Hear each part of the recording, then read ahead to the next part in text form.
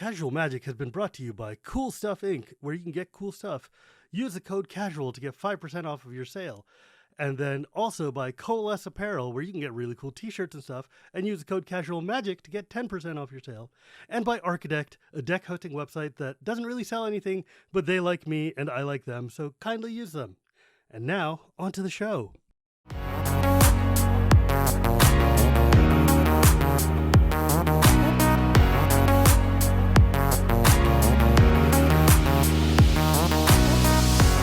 Hello and welcome to Casual Magic, the show where we talk about the fun side of Magic the Gathering. My name is Shivam, and Casual Magic is brought to you by Coalesce, CoolStuffInc, and Archidekt. And I have just finally released my first brand new piece of merchandise. You can go to Coalesce Apparel at Coalesce Shop. The link will be in the show notes, etc. And you can get this awesome new Casual Magic t-shirt with the tagline that says, casual is a mindset, not a power level. And there's also really cool stickers of the super cute icon they made of me. I'm very, very excited about this. Also, we're on YouTube, and I have a Patreon somewhere. I'm sure you can find it. This show exists because you guys help me help it exist, because it costs a lot of money to put on. But that being said, today I have a very, very special guest, my dear friend and your dear friend, returning guest, Gavin Verhey, senior something or other over at Wizards of the Coast, and everybody's favorite online Magic persona. Hey, Gavin, how's it going?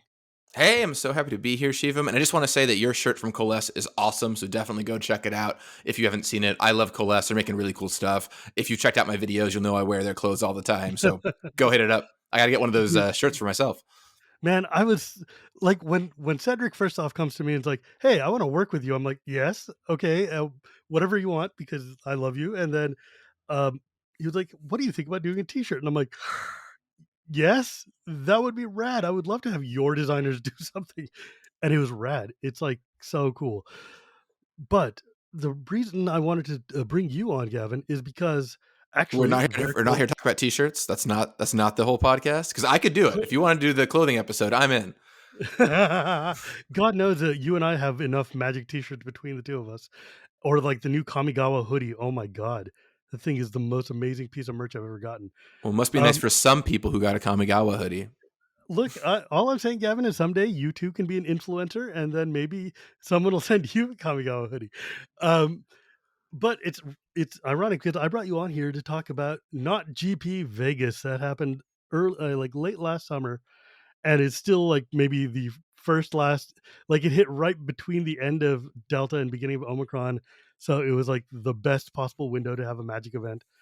And it ties in because that's where I sat and finalized the shirt design with Coalesce. So that was really cool because I got to meet Cedric in person. That was super cool. Man, that Vegas though, what a trip! What a phenomenal! Like, I think we needed that more than anything, just to be able to have that many Magic players in a room, and like after 2 years of being locked at home, being able to just finally be with our people again was like such an emotional release. It really was. I mean, I remember going around and people almost had like tears in their eyes or overcome with joy from being there. And I think you've got it from both sides. You have the veterans like you and me who are like, wow, I'm back. Like it's like coming home. But then Right. you also had the people who had started playing on Arena or never who had been to a large event who showed up and saw it for the first time. And they're like, I've heard the stories, right? I've heard what this could be like, but never got to go do it. And it was awesome. I think it's worth recapping for everyone that first of all, before we talk about this, yes, there were thousands of people in one room together. Please, please, please, if you are not We were all vaccinated, masked. yeah, we were all masked. And if you are not vaccinated, please go get vaccinated. I want to be very clear about that, straight up. Just like, and by going, you also have to acknowledge that by going, like that still means that there is risk, right? It doesn't show up necessarily if you're getting tests to come in sometimes, and there's just like a lot of things you have to take into account. You can hold it and not show it, whatever. So know that there was risk associated with this event. Everyone took the best precautions they possibly could. And it didn't seem to, from what I saw or heard afterward, have huge any kind of super spreader kind of thing. I just want to say that out loud from my opinion, looking at it as Gavin from the outside. Yeah, one of the things we noticed especially is that like there was one person had got COVID, but they had gotten it before they went to the event, and from that, because I've been paying very close attention to this, nobody actually picked it up off of that. So I think we all got real lucky. But at the same time, we were all very, very careful and very paranoid because you don't want this to be the last Magic event. You want this to be the first of the new one. And we were all really excited to make sure it could happen. Yeah, and of course, there's no proof. We can't know for sure, like if there were Yeah. infections that happened because of it or so on. But I just basically want to say, like, we all took as many precautions as we could, and there's still risk associated with it. So if you're out there, please get vaccinated if you aren't, and know that if you do go to events, there is risk associated with it. Hopefully Yes. mitigated by the fact of vaccinations. With that out of the way, let's talk about how awesome the event was. Holy crap, dude. When I walked in the door, when I walked in the door of Vegas and I'd come straight from the airport, I'm just like, it felt like this wave just overcame me. I stopped in like the aperture of the doorway, looking in at like hearing card flicking, hearing shuffling, hearing the murmur of talk. And I was like, oh crap, we came out the other side. Cause like it's weird because it was booked like the real lockdown was bookended by Reno on one end and Vegas on the other before we all got, screwed by Omicron again. But at the time, it just felt like, oh my god, we've been through a lot and we've come out the other side. And when you're sitting there and seeing all of your friends, some people who are like I'd never seen in person before because we became friends over lockdown, right? Like over spell table or over podcasts and Twitch and whatever, and seeing them in person and like shuffling somebody else's deck, cutting a deck. It's like the tactile things that you don't remember. And because I got to meet Reed Duke for the first time there, and one of the things he was telling me is like, this is like the first time we've been playing Modern with companions or with Fortel or whatever, and people forgot how to you know hold their decks or how to like set up for a game. And I was like, oh my god, we're like children again. It's amazing. Yeah, I'll say for me, Shivam, the moment was I was walking down the hall. So if you've never been to the Las Vegas Convention Center, you kind of enter through one end, and there's like all these glass doors, and you Mm. walk a ways to get to the hall where the tournament is happening. Oh wait. And walking into the convention center, I didn't know how many people were going to be there. Like I could Yeah. turn that corner and see 200 people, like, or maybe I'd see 2,000. I didn't know. And then I walk down the hall, and I see more and more Magic players as I get closer and closer to the Nexus. And then to turn that corner and walk in and see the room full of people was just amazing. And I brought my shameless plug, but I brought my camera with me and actually recorded a little travel blog. You can find it over on my Good Morning Magic YouTube Dude, that channel. one made me cry again. Yeah, yes, I thought it was an amazing piece. Go watch it. And I recorded the moment where I walk into the hall, and it is just like, and it's spine tingling. Just think about it now; it's spine tingling because for so many of us, I mean, Magic is just about the people and the gathering and everyone you get to spend time with, and being able to see friends I hadn't seen in ages, be able to play Magic in person, to feel like I could go play in on-demand events that way. There's something very Yeah. special about it, and I'm happy I got to go. Oh, and man, going to the command zone and seeing all the people there, and the fact that there was a whole second room of just tournament tables, I was like, "Whoa, what is this? This is so wild." It was it was stunning. It was just like it was mind-blowingly cool, and I was like, I loved how all the tables were spread out. I love that everybody was even like the people who were obviously not fans of vaccinations and masks and what have you, were still following the rules. Like their masks might have had taglines on them, but they were still wearing them. And I'm like, dude, that's sweet.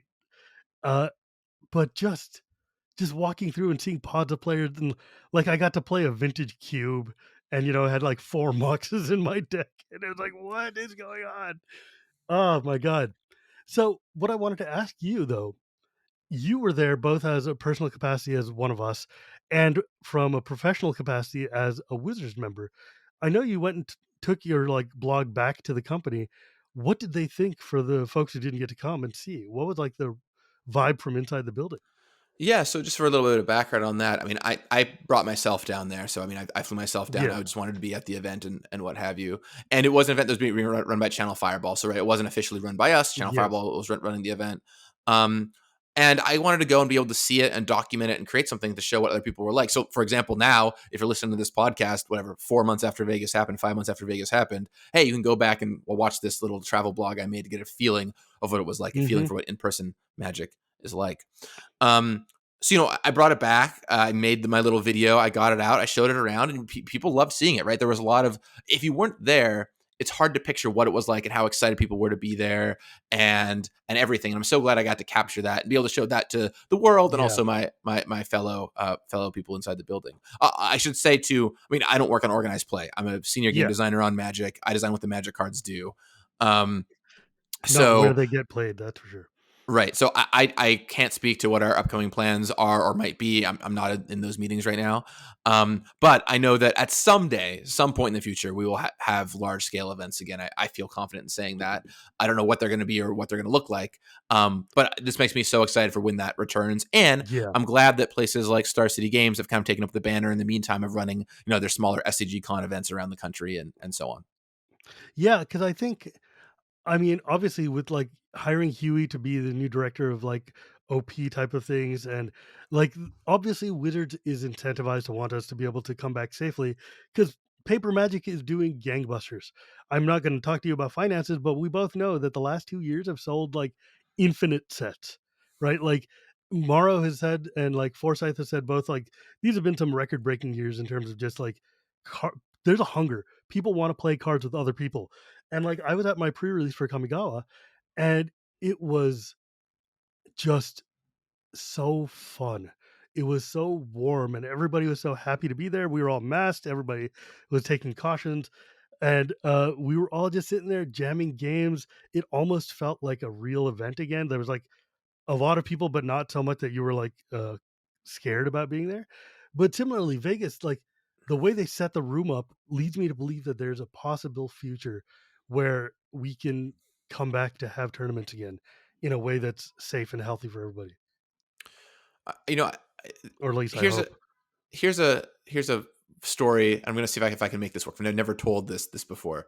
This is a very winding path to get there, but we'll see. We'll see what happens. It seems like an appropriate analogy. So, as some of you might know, for better or worse, early in the pandemic, I grew out a beard. Right, I was just like, I'm not going to shave till I go back into the office, which was something you should not ever say on the verge of a pandemic. But hey, I did, and so I grew this monstrous beard. It And when was the beard, amazing. yeah, yeah, in the true sense of the word of like, how could that exist? And so, toward the end of the beard's life cycle, I remember looking at pictures of myself back from before I had the beard, and I'm like, I don't even recognize this person anymore. Like, I looked at that person, I'm like, who is this person without a beard? Like, I don't even identify with that person. Did I ever look that way? And then I shaved the beard off, and after like 5 days, I would look at pictures of me with a beard and be like, "That who's this person? Like, I don't understand who this person is anymore." And I know it's kind of a really silly analogy, but to me, it really showed, among the many other more real times that's happened in my life, how quickly humans adapt to the situations around them, and what's around them becomes the reality. And when you haven't been to an event in 2 years, you're like, "Wow, I can't even imagine what this is like. I don't know if this is ever going to happen again." All that kind of stuff.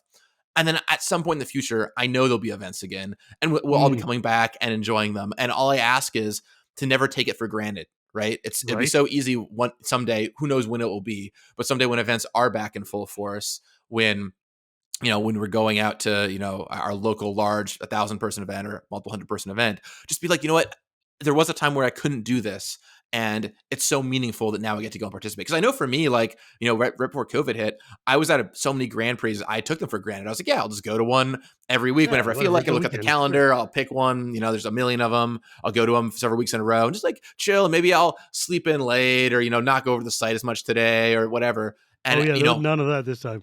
right, and for me, it's been okay. Look, if I'm gonna go, I really got to enjoy them and be there and go play in events and all this stuff, because being there is so important. And I don't think I'll try and take them for granted ever again.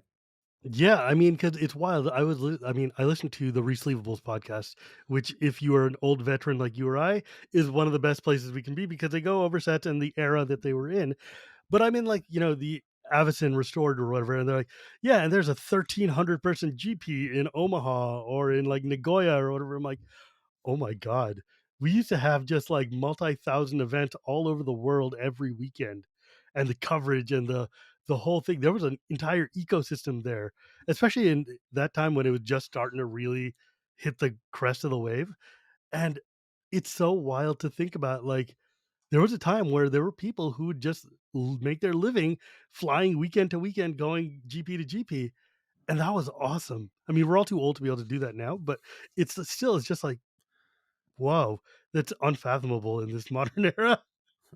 Yeah, but someday in the future, I think it will be a lot more fathomable, right? And right now, it's like, yeah, Hmm. that sounds nuts. You can't even go to some countries without being in a hotel room for weeks at a time, which is Yeah, totally right. reasonable. But that isn't going to last forever. And someday things will be different. And I really appreciate everyone out there doing their part to help be careful, follow precautions, and hope to get us back to some semblance of um, I don't even want to say normalcy because I don't know that it'll ever be like truly what it was before, but some sense of We're never of, going to of a get back to more that. of a more normal life. Right, but I mean, you're right because we all adapt. Like when I was a kid, I remember I used to be able to go at an airport. Like when my grandparents came from India to America, we could go almost all the way out to the tarmac to greet them coming walking down the stairs from the airplane.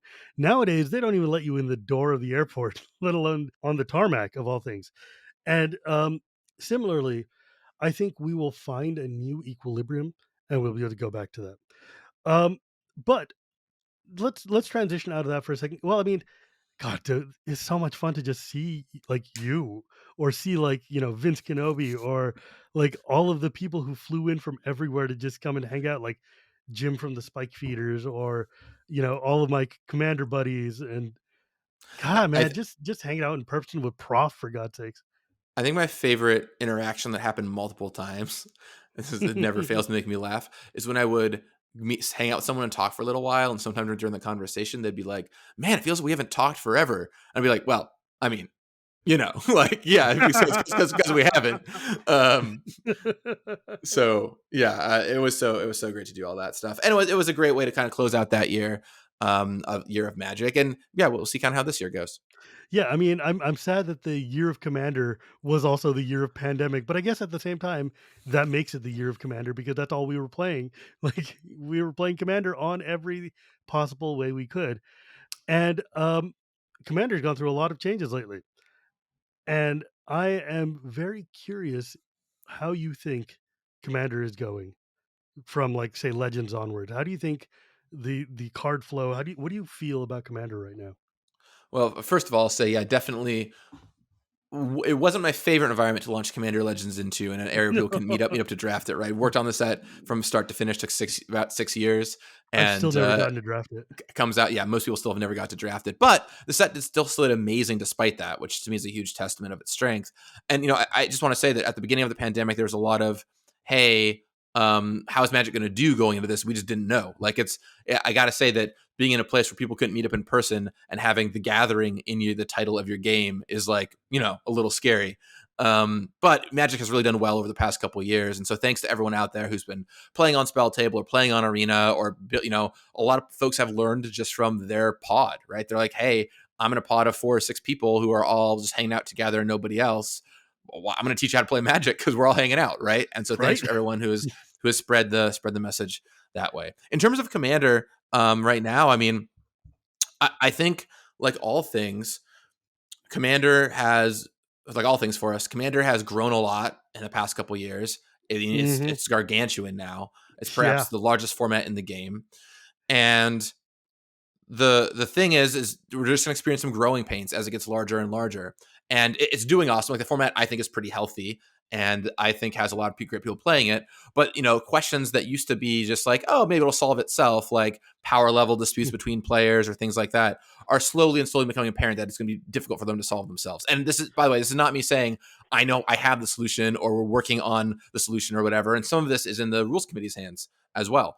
Yeah. But just like I think that there's a lot of discussions like that which are at an all-time high, and we kind of have to do our best both on a game design perspective and from an events running perspective at how to solve them. For example, if I were to be a part of bringing back a Command Fest style thing today, Mm. I would try and come up with some system to show to people, to have displayed, that is a better Yes. way of segmenting people into games than just tell your power level 1 to 10. I think at this point the Boy. 1 to 10 thing has been proven to not really work that well. So No, because the problem is that there's no objective reality in that number scheme. As in, like, we don't all agree this is a 1 or this is a 10 or this is a 5 or the mythical 7 that every deck is, right? Like, we have no like everybody's on their own sliding scale, and as such, we're not all speaking the same language.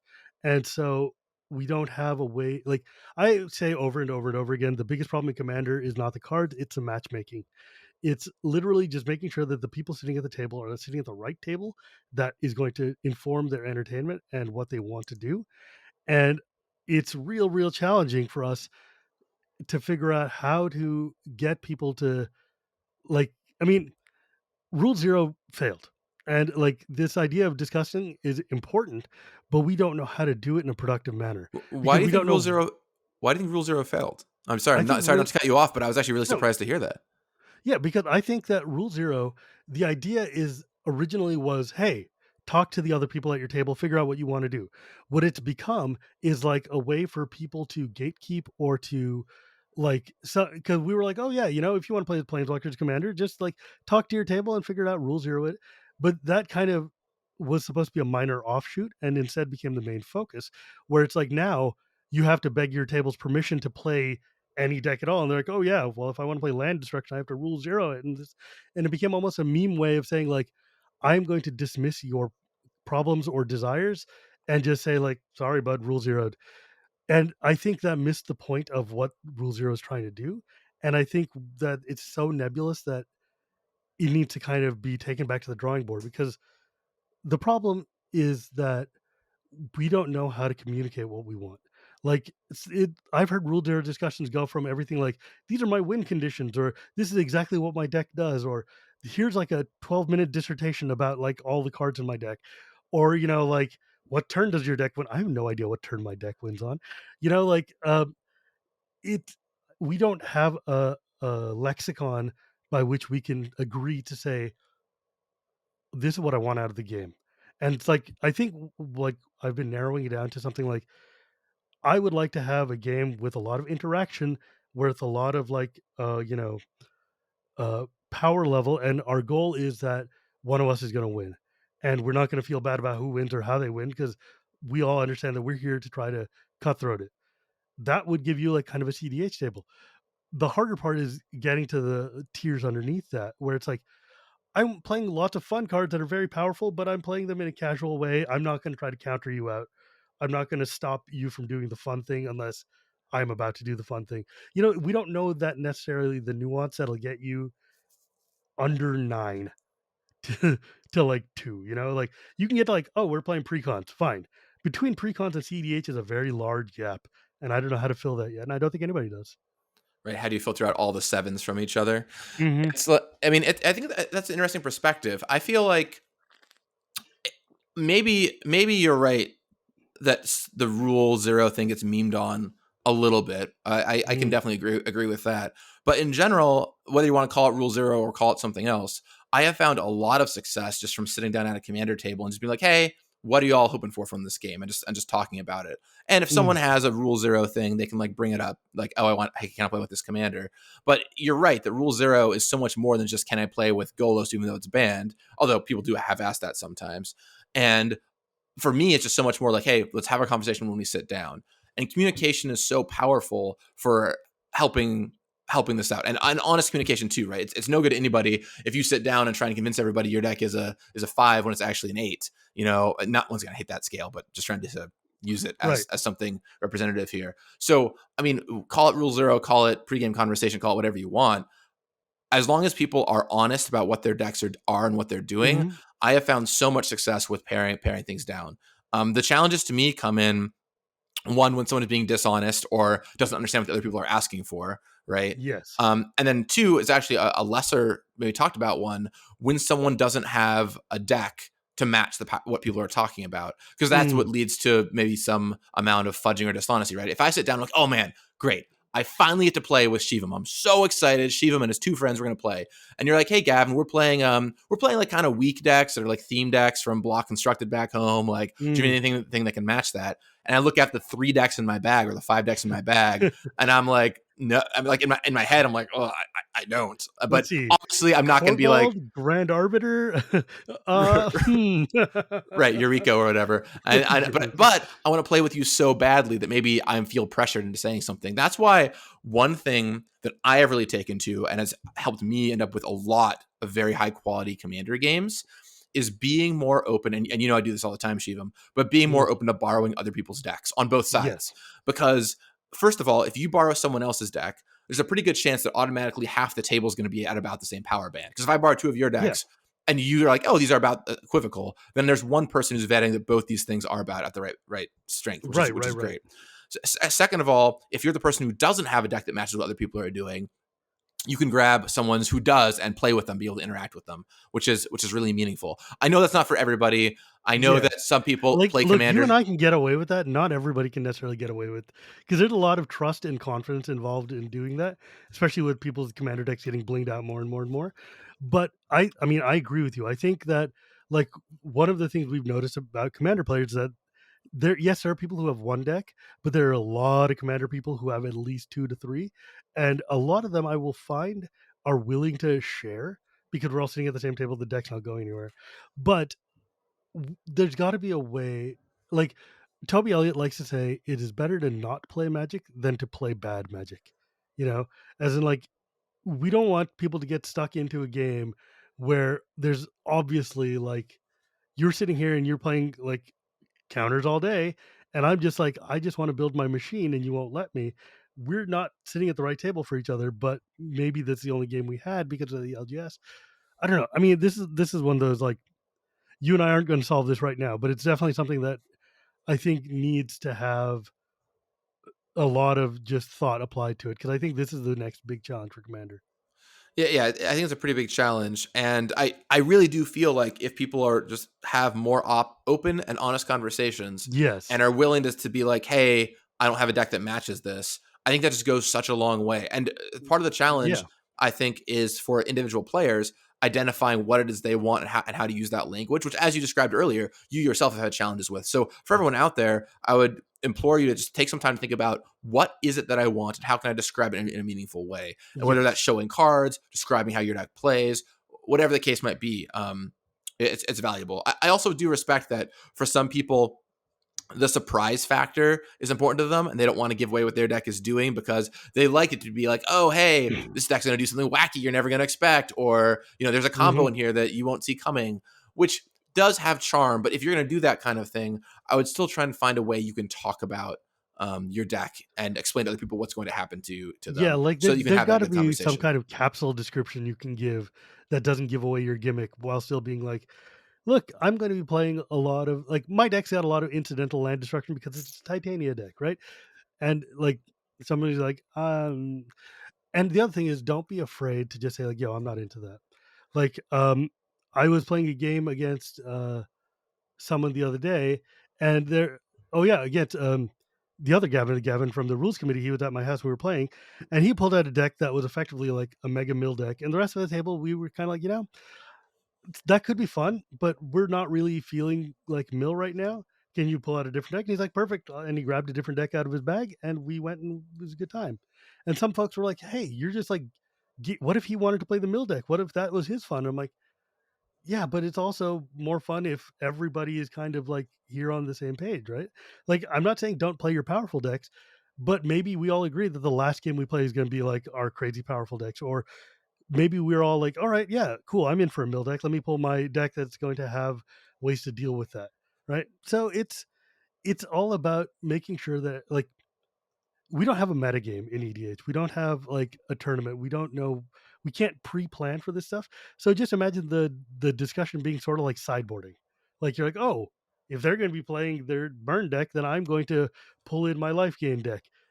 And having that pre-game discussion kind of helps you pre-sideboard for the matchup. Weirdly enough, um, I don't know. I'm just, I hope that we can find a way, because I don't want Commander is growing so astronomically right now.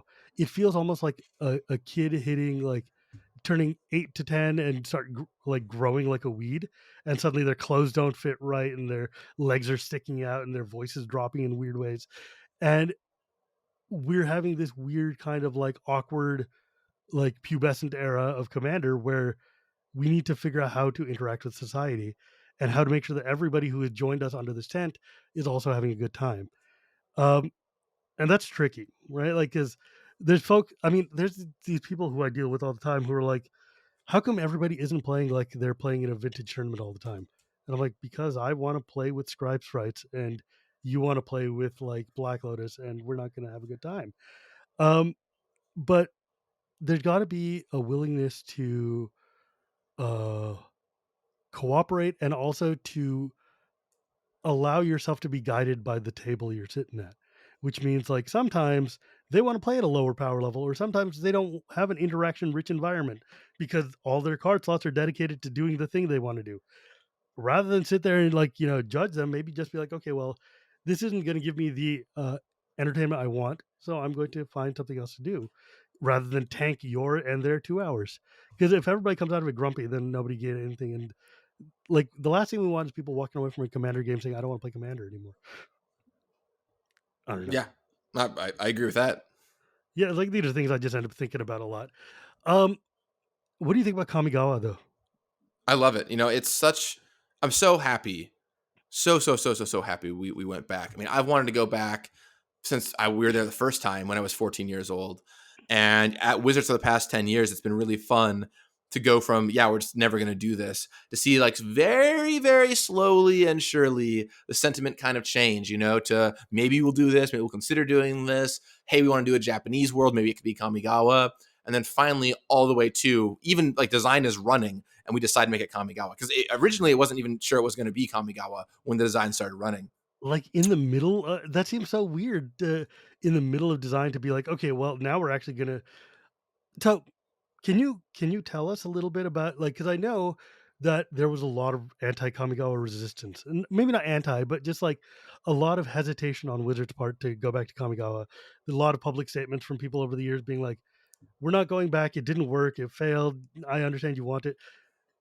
I don't know how much you could say, but can you tell us a little bit about what it must have been like inside the building to try to change the tide on that? Because I'll be honest with you, Neon Kamigawa is in my top 5 sets of all time. It's definitely in my top 5 draft environments of all time. It's definitely in my top 5 flavor environments of all time. I mean, everything about this set is a 100% home run, and I'm so glad it exists. So, but I don't know how we got from we're never getting back to Kamigawa to here's the best set that we've ever made. So, Yeah, I think it's pretty cool to look at one side of the spectrum where Kamigawa is one of the worst selling sets of all time, the original, all the way mhm, to now where it's firing on so many cylinders it could end up being one of our best selling sets of all time. I fully And believe it. and when you look at the trajectory, I think there's a few really really important turning points. And I'm not going to say exactly what order they happened in, but I'll just kind of list what they are and kind of go in a rough chronological order. The first one, believe it or not, is actually Dominaria. And you might not Mm, expect to hear Dominaria here, but Dominaria did something really relevant that ties directly into Kamigawa. It took a world we hadn't been to in a long time, and that was defined by nostalgia the last time that we did it, and took it and created it and showed it through a lenticular lens where someone could really understand it if they didn't know the flavor, and could love it if they didn't know the flavor. And if you compare Time Spiral to Dominaria, it's night and day. Dominaria still has cool references. It's got Lyra Dawnbringer, right? But you don't have mhm. to know that that's related to Rhea Dawnbringer. It's just a sweet angel. And if you look at the original Kamigawa, there was so much stuff that was just completely opaque to so many people Mm. who did not understand Japanese culture that this time It around we're went like, real okay, deep. yeah, which, as someone who was into Japanese culture when I was, 14 was like really cool to me, but I totally understand missed a lot of people. And so when you look at Kamigawa Neon Dynasty, a lot of first of all, we use a lot more accessible tropes. Like we use things that are just wider range and known anime and so on. But also we took the Japanese tropes we were going to do and made them things that if you know what's going on, or the Japanese references that we were going to do, and made them things that if you know the story, you know what's going on, you're like, oh, I get it. But if you don't, it's just a card that makes sense and is cool in its own right. Or references to the original Kamigawa, like the sagas are a great example. Like if you know that's Azusa or Kikijiki on the backside, oh, that's awesome, right? And if you don't know who those characters are, they're just still cool magic cards, and that's totally Yes. fine. Um, so another thing that happened is just stuff changes with time. And, 10 years ago, if we had made this set, I don't think it would have done nearly as well as it's doing now. And part Mm. of that is just public sentiment has changed over time, right? One, there's all that nostalgia, people who played a long time ago who love it a lot that it's come around on. But also just with the technological world we're in today, it's because of the internet, it's so much easier to learn about all this cultural Hmm. stuff and all the different expressions of Japan that are out there. Where back in 2004, I mean, I was really into it because I was digging deep when I was 14 or whatever, but it hadn't quite spread its way out to the It's mainstream as funny much as it because has like now.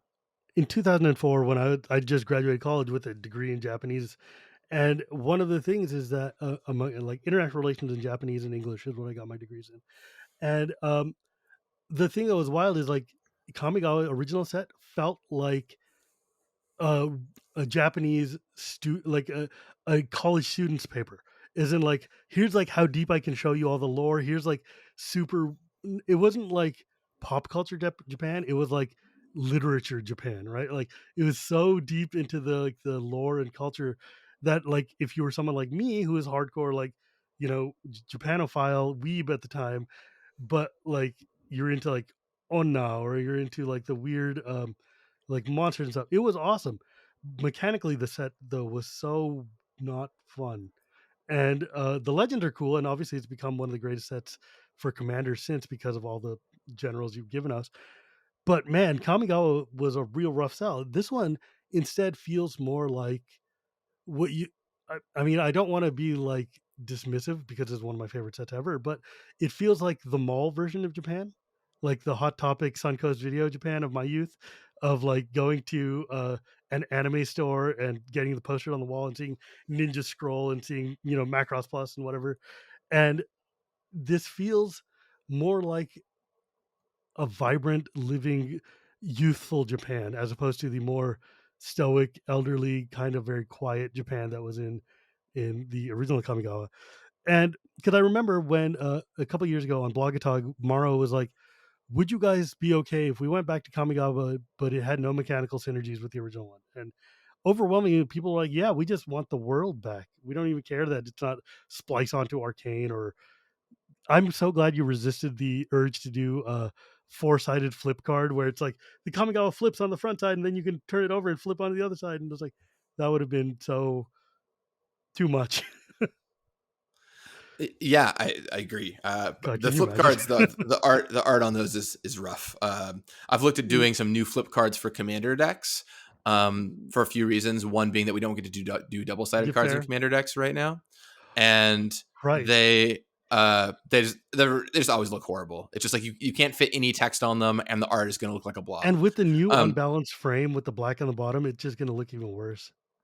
the one thing I wanted to say before we get out of it, the third point I was going to make back there Yeah. is Commander, right? I think part of the big Mm. reason why there's such a movement of the public sentiment toward Kamigawa is the rise of Commander and all these legends that Yes. at one point Yes. nobody wanted were now or Legends Matter cards are now so much more popular than they ever were, which is another reason that the set couldn't have existed and worked 10 years ago. So it really is Right. all the right confluence of factors that I think made it work. To your point about feeling like your hot topic version or what have you, I think what we learned is what we've learned over time with all the top down sets we do is that if you go really deep on one specific avenue of a top down flavor, it Hmm. can work, but you're liable to leave people out of doing it because even if you pick the right one to go deep on, then there's going to be people who aren't into that thing that aren't super about it.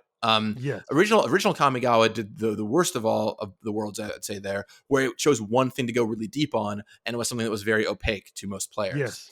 This time around, if you look at the Neon Kamigawa, but also if you look at Innistrad or Theros or Amonkhet or what have Amonkhet. you, Yeah. we are going wide and scraping the surface of a lot of different tropes, right? So in Kamigawa Neon Dynasty, you'll see your mechs and you'll see your anime references and you'll see a spirit bomb or whatever, like all this stuff, and then you'll see some traditional Japanese stuff too.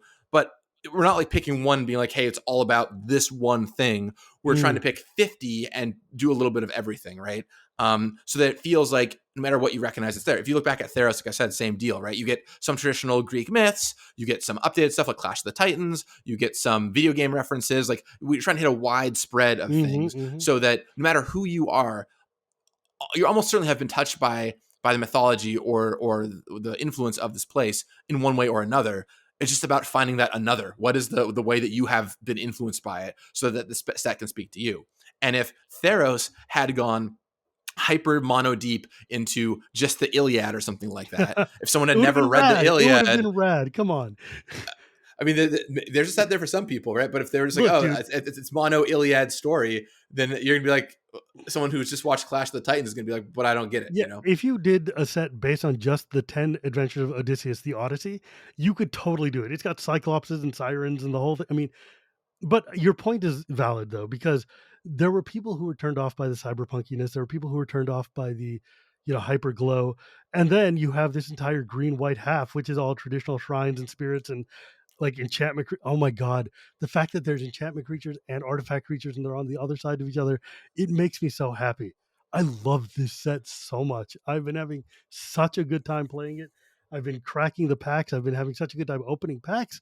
I love everything about this, man. It's so sick. And The I think this is also one of the best marketing efforts you guys have ever done with like soundtracks and anime intro and like, friggin' Hatsune Miku of all things singing a song. It was great. Love it. Love it. Love it. Love it. the artifact versus enchantment thing I think is so interesting from a design perspective, because if you just tell me, hey, we're doing Kamigawa and it's gonna have this artifacts and enchantments sub theme, like you're just like, what? Like, why? I don't get it. Like, why are you doing that? Right. And I'll admit, I was one of those people when I was first told that. I'm just like, I don't understand. Like, why are we doing the artifacts and enchantments theme? But when then you explain it's about tradition versus modernity, and there's going to be like, that's how you're going to see it come Yes. together, you're like, oh, it all makes sense. And I think that's that really goes to show how powerful flavor is in Magic, right? Of like, you add this layer on top of it and suddenly it resonates, it makes sense, you see those connections. So I'm a huge fan of that. I just want to say on the marketing standpoint, big props to everyone who worked on this. I know Rachel and Light and a lot Yes. of other people have worked so hard to make it awesome. Hmm. And there's, I'll also admit that even up until a couple months ago, there was still, how are people going to take this Kamigawa set, right? How is it going to go over? And if you are worried about a set or you don't know how it's going to go over, you're definitely going to be like, hey, we need to make sure we have stuff to get people's attention or get the right people's Yes. attention for this. And I think that's part of why you see the extra marketing. I'm not saying it's going to be less interesting for Dominaria, but Right. Dominaria is also like, people love Dominaria. Like, Dominaria is a known. we Okay, don't have look. to do as much for it. But when Dominaria came back the first time, there was that worry, and we did get the full body press with Ethan and Kelly doing the entire like quarter long lead into Dominaria. But I think that like, and I got a lot of like pushback from this on Twitter, but I think that there's a valid use case here that if you guys are confident in something and you believe in the design and you believe in the set, but are worried that the audience is maybe not going to react the way you want or they're going to latch onto the wrong parts, then yeah, it's very, very important to have a good marketing press hit on all the different angles so that you can make this thing sell. Because the set that you make that doesn't sell, it could be the best set in the world, but it didn't serve anybody any purposes. And I I mean, think that marketing's goal, it's right there. It's to help market the set, right? And right, like so that's our point. you need to make sure that your marketing is marketing a set.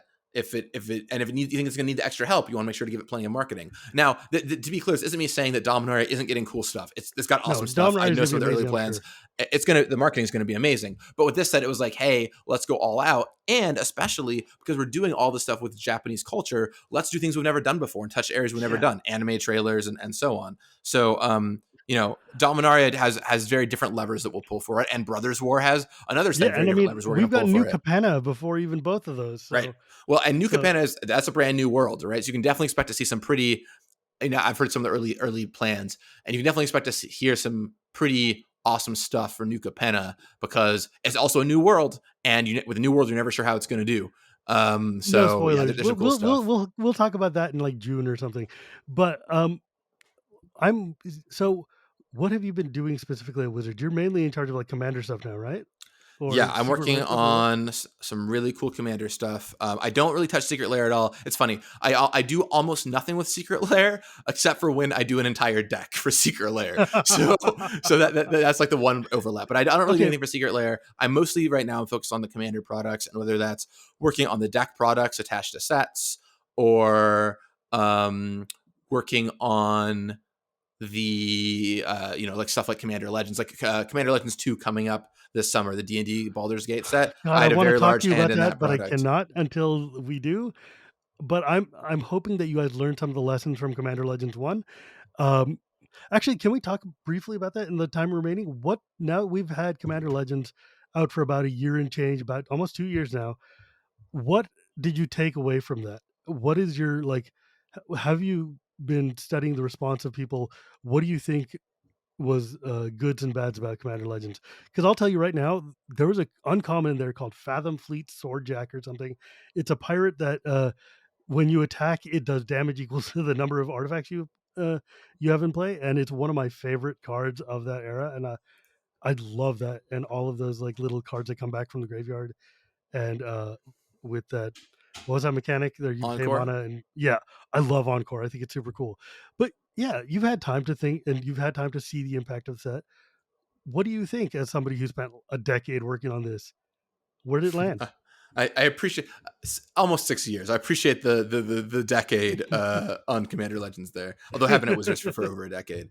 I mean, overall, I think super positive. I think it went really, really, really well. People seem to love the set. It did incredibly well, despite the fact that people couldn't draft it, or really, it's hard to draft in person, right? So, Hmm. um, and one of the biggest sadnesses I have about the set actually is that not enough people got to draft it, because there's things I would have loved to just get more data on, of like how the Mm. community responded to certain elements of the draft experience that I'll just never know, or at least won't know until Commander Legends 2 comes out, because Right. they didn't get to draft. But looking at the positives, some things that I was really happy with. One is partner. Partner is a mechanic that is so fraught with peril. And the first time around in Yeah. C16, I think we're a mistake. I mean, I said this in the podcast I do with Melissa where we review old sets. Partner was a mistake in C16, I thought. And the way it was done with 2-color partners was a big issue. I was so happy. I mean, some people said it couldn't be done. I was so happy with how in Commander Legends, the monocolored partners that are niche targeted really like got to a point where, oh, actually partner is a thing we could use and it can be effective. Now it's very hard. We delayed the set by Yeah. like a year to try and get all the partners into a good spot, but it is possible and it can be done.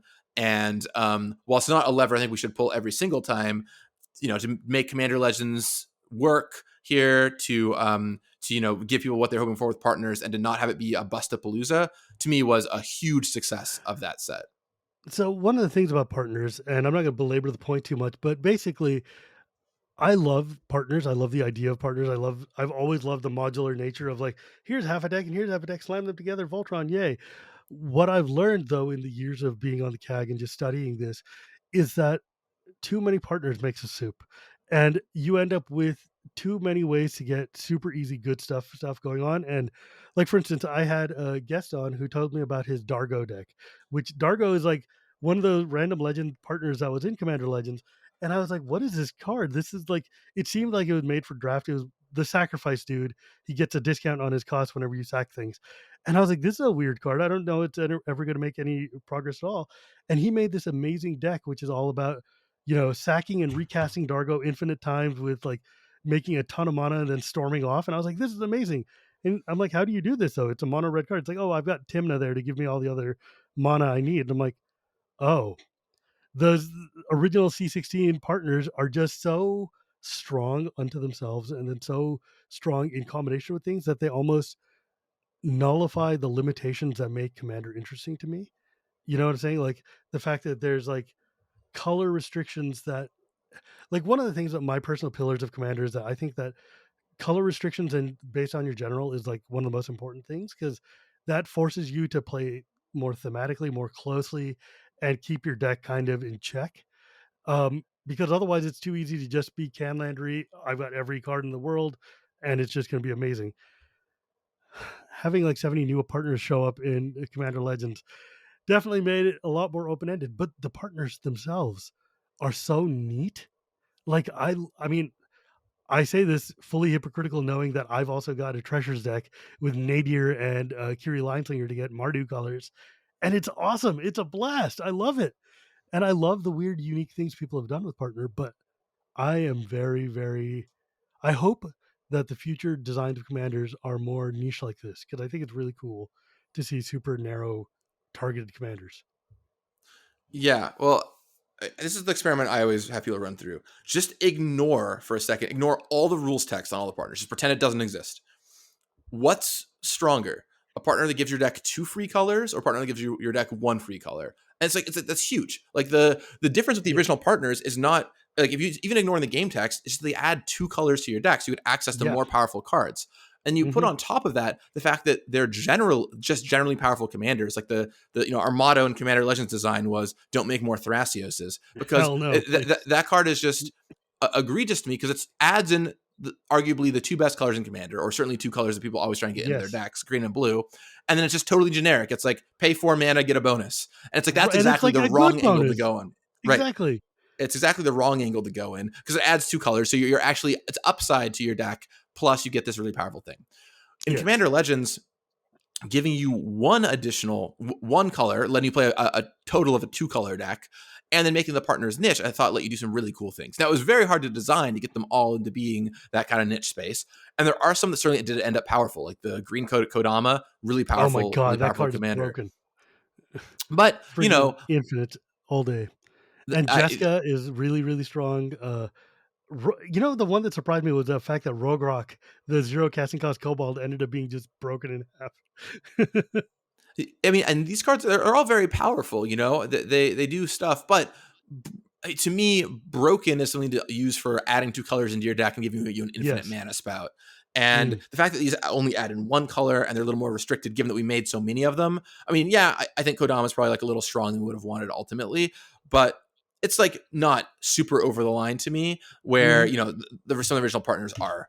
Mm. And I'm Yes. really, really happy with how they turned out. I don't think it's going to be the solution we can use every time. I don't think every single time we do a commander draft set, we'd be like, hey, here's 80 new partners. Because the I second think that would challenge, be I bad think to is, Commander, right? well, yeah, I think the second challenge to talk about over the past couple of years and of Commander Legends is just how many legends we've added in to the game, which is a That's lot. the Now, truth. before I talk about that, there's something I want to talk about that I think is really interesting and not enough people talk about. And I think this is something that will be interesting for maybe you've thought about this, and for the listeners out there too.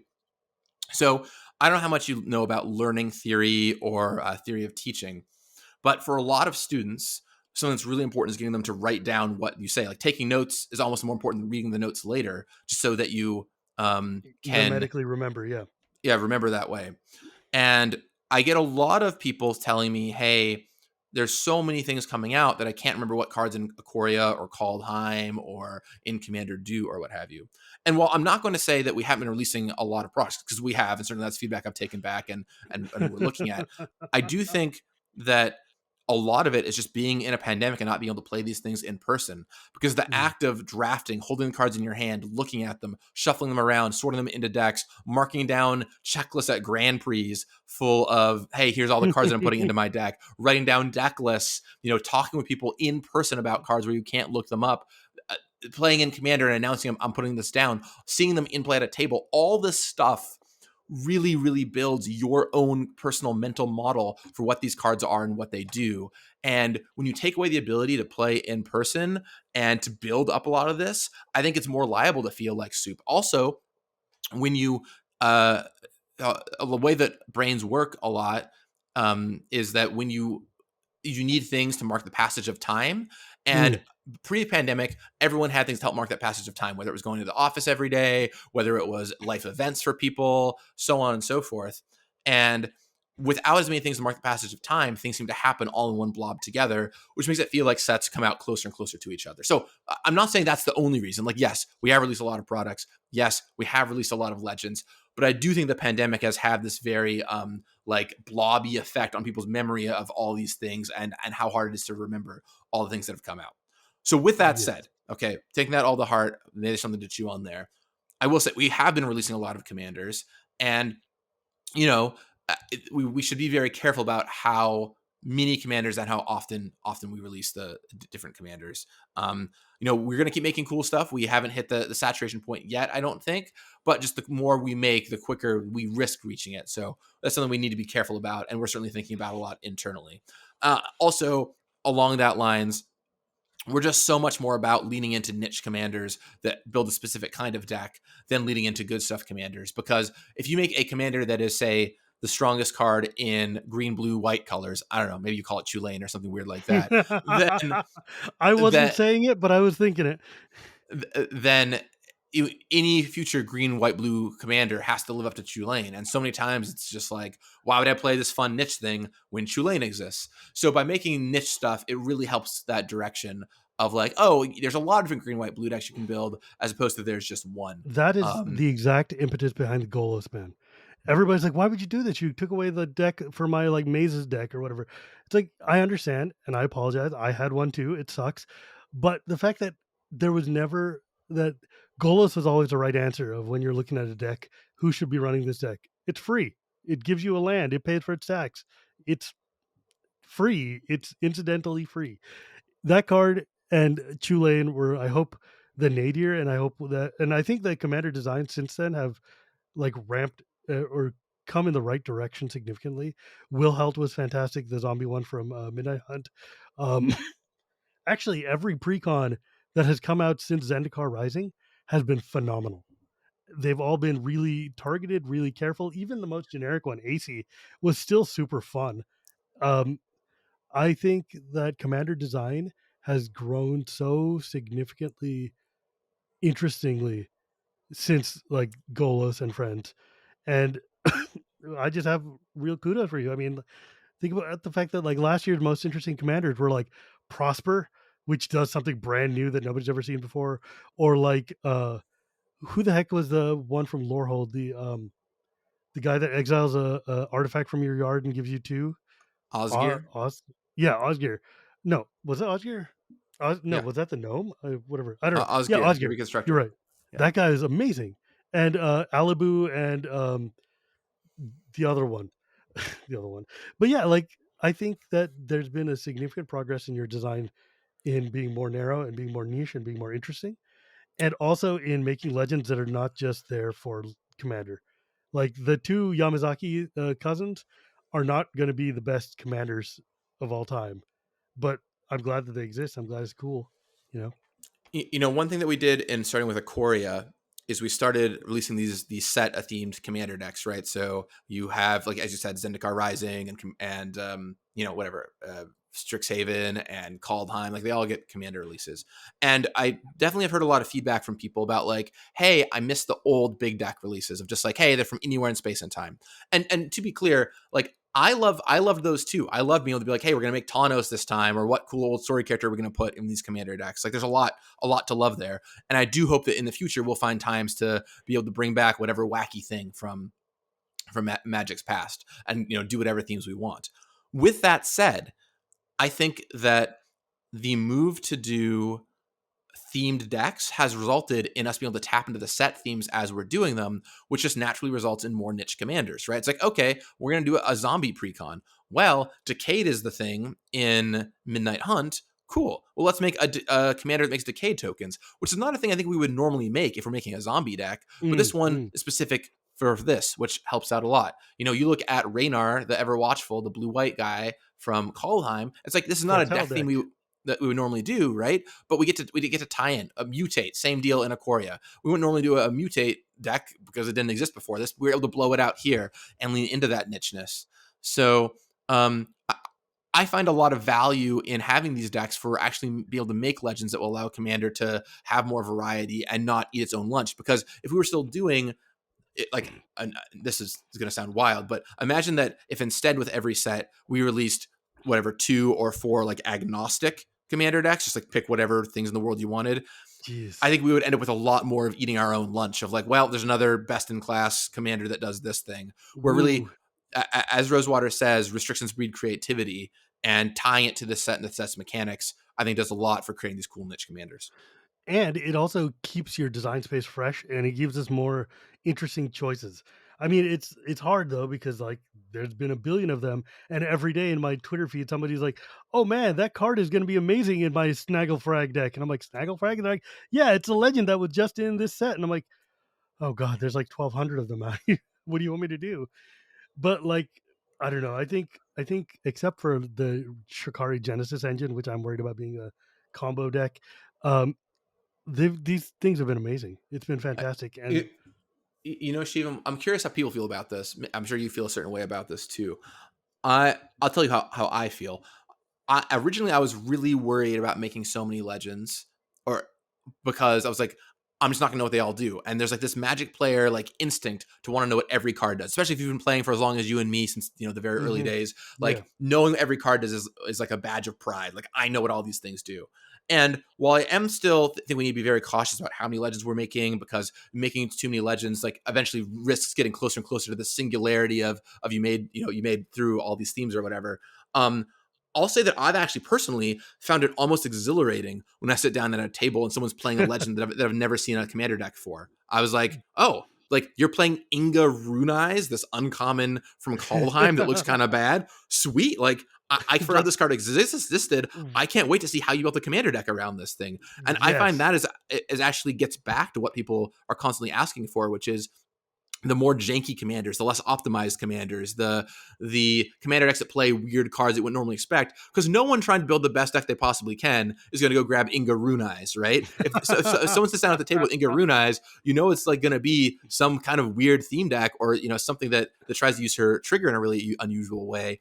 And I find that really, really cool. So I think there's a lot of room to make these uncommon legends that do stuff like this, and not actually create too many commanders. And yeah, like I'll admit, I don't have a perfect memory of every single commander we've made in the past 2 years. But if someone sits down with some funny deck based around a lesser played commander, I think that's actually kind of cool and not the terrifying thing that I thought it once would be.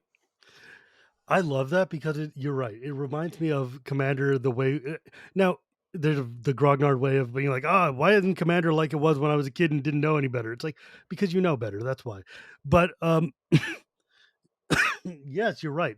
I think it's fascinating and really cool to sit down and see somebody pull out a deck you've been like with whoever the double strike dude was from Dominaria, or you know Oswald Fiddlebender from Forgotten Realms or something. Just random like Karth the Lion deck, right? Like it's weird because you're like, who the hell is this? Where does this even come from?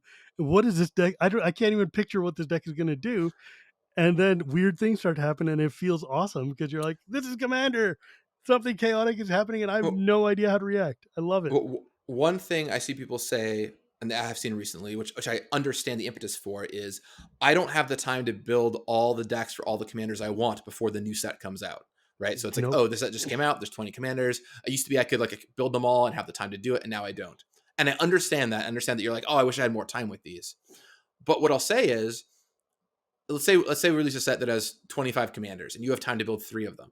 Well, that means there's actually a higher chance you're going to face different decks when you go out into the world. Because if 10 people each pick 3 legends from the set to build commander decks around, and they end up picking different ones, then that means that you have to go out and see someone else's Oswald Fiddlebender deck that you never built because you didn't have the time. But you're like, oh my gosh, that's so cool. You built that. How did you do it? I was thinking about it, but I never got to do it. And it's a fun conversation you get to have back and forth. And I know there's just this Magic player urge to know everything and have built everything and to tried everything. But in game design, one thing we always talk about is leave them wanting more, right? Leave them being like, Mm. hey, I wish I had the time to explore this thing even more than I could have. And, there's more content to go out and play. It's like when you're playing, Skyrim, it's like, wow, there's always so much more I can go out and go do in this game. And I personally actually find it kind of exhilarating when it's like, I didn't get to try everything out. I had to try a few things out that I was really excited about. And I can't wait to see how someone else did this thing. And I think being excited for other people and recognizing that I'm not going to be able to build every single version of every single deck is something that's happening right now. And I know that's going to rub some people the wrong way. I apologize to those people. But to me, there's something kind of cool about it. I think it's fun because you can now sit down at a table and not just expect to see 4 Corvalds or whatever it is. But like when you look at, for instance, EDH Rex, like top commanders, they're very much like the generic Atraxa Kenrith, or like, basically 5 color everything times. And I'm like, I hope we've at least learned our lesson with 5 color decks to kind of walk back to make them like, I think you did a good job with Goshen Tai, the whatever 5 color shrine deck.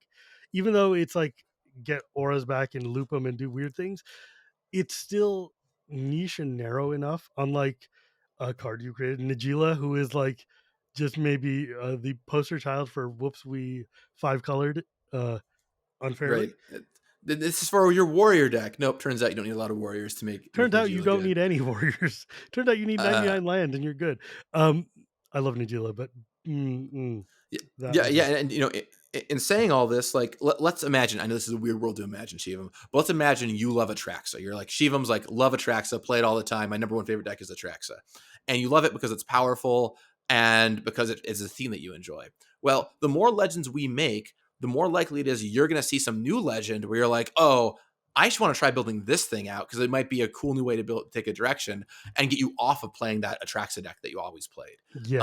And to me, there is value in that. Now, to be clear, I'm not saying that there aren't dangers in making this many legends, because there are. I think, Yes. theoretically, if you look at it from like a mathematical perspective, there is a finite number of interesting themes and legends you can make. I don't think we're close to hitting it, but the more you make it, the closer you do get risking to hitting that number.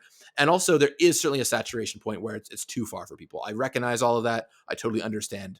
And I think there are reasons to be very careful about how many we're making, and so that's something we're actively looking at. But I'm just saying there are real advantages to making this many too. And I think it's important to weigh that when you weigh all the other aspects.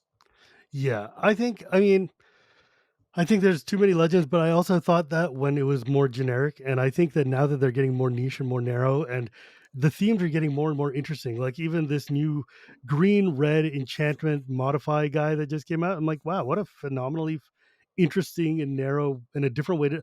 I love that these commanders are now willing to explore cards and colors that we wouldn't have normally done before, and are letting us interact with spells in different ways. Like in Legends, you had that Mardu guy Gen who works with enchantments, and I'm like, Mardu enchantments is such a neat idea. Like I love seeing colors come to themes orthogonally, or like Casket, who is like a black artifact thing, which is like wild. I don't know. I think you guys are starting to explore more, and definitely you've done a lot to make white and red better. Um, Now we need to work on making like specific color combinations better, but we can deal with that later. I just want to say, speaking of color combinations, I agree with that. I also, one big thing for me is actually making monocolored decks better, because Yes, please do that. the more colors you add into your deck, the more powerful it becomes. And I think we're at a point now, like, yeah, there's still a lot of goodies for white on its way, and we're still doing a lot of things to address some of the challenges red has had and so on. But when you're able to pair these things with another color, usually you have enough gas to make it run. But when you look at a monocolor deck, which is already the weakest kind of commander deck to play because you have the least color options, Hmm. and you look at stuff like mono white and mono red, I think that's where sometimes things struggle the hardest. So coming out with new stuff for these strategies, I think it is going to be important. And We I need more don't know war when it's going to rooms. happen, but soon. We need more war rooms and more like reliquary shrines. Those things are awesome. But uh thank you for joining me today, Gavin. It's been really fun to just chat again. I know I had a theme when I walked in, but it's okay. We just kind of explored some interesting topics to talk about. If folks want to find you or see awesome Good Morning Magic stuff, where could they go? Yeah, well, you can find me almost everywhere, just at my name, at Gavin Verhey. You can check it out on Twitter or Instagram or TikTok, wherever you live. But also, I've got my YouTube channel, Good Morning Magic. Go check it out. If you're on YouTube, finish and listen to this video, and then pop over to YouTube and check out its stuff. 3 days a week, I've got behind the scenes stuff on how magic is made, and it's a lot of fun. It's fantastic. I love that show. It's really, really, it's. I mean, part of it means that it makes my job harder because all the questions I want to ask, you've already made a video about. But it's okay. I love it though. I really, really enjoy watching your videos. But again, if you want to find me, you can find me at Gearpuri Gears. You can find this podcast anywhere podcasts are sold, or at Cool Stuff Inc. This show is brought to you by Cool Stuff, Coalesce, and Archidekt. And remember, my friends, it is not magic without the gathering.